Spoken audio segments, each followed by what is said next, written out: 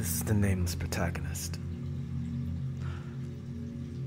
I want to talk a little bit about a phenomenon that takes place not long after you take the red pill. It's something that we all ultimately go through and experience, and we're left with an ultimatum. What I'm speaking about is the abyss.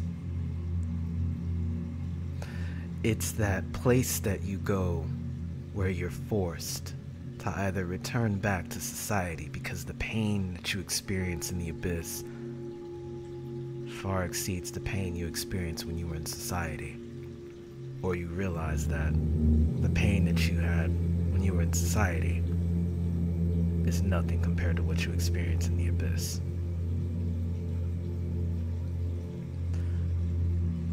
Whichever you choose is whichever you choose. The only issue is you never leave the abyss without being changed by it. It will completely render all defense mechanisms you previously had while you were in the greater society to shreds. And you'll realize that very quickly due to your lack of tolerance of the same things that were put upon you when you were there before.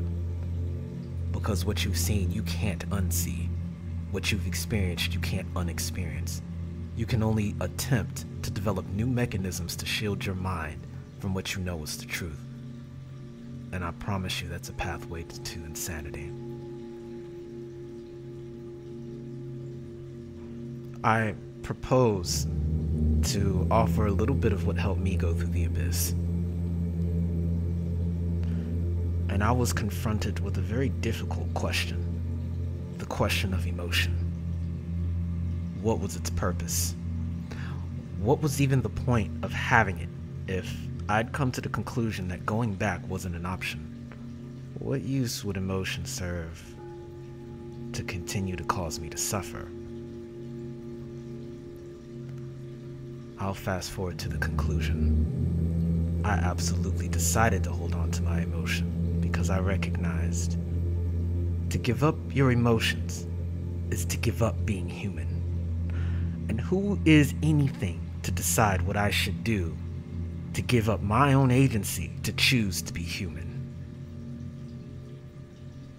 Here's where the scroll begins. Rage, anger, love, sadness, grief and joy. These things are all possible with emotion and allow one to grow beyond the station that they're placed. This emotion is and can be subject to influence, and thus is a weakness, but simultaneously your greatest strength. The key to maintaining your emotion is to remain unmoved and undisrupted.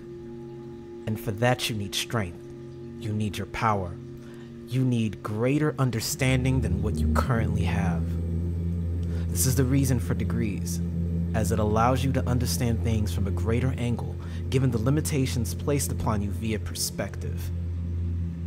It's in this spirit that we're able to give a whole from a sliver, to know thyself, so that we can understand the unknown. In these conditions, fear can no longer hinder you, and you're free to express yourself truthfully, honestly, and without constraint. This is the meaning of being human. Agency to decide that which the angels even cannot, and that the demons have already been solidified in crystallized form to. This is why humans, and all their fear and all their hypocrisy, are not duplicated and are not truly predictable.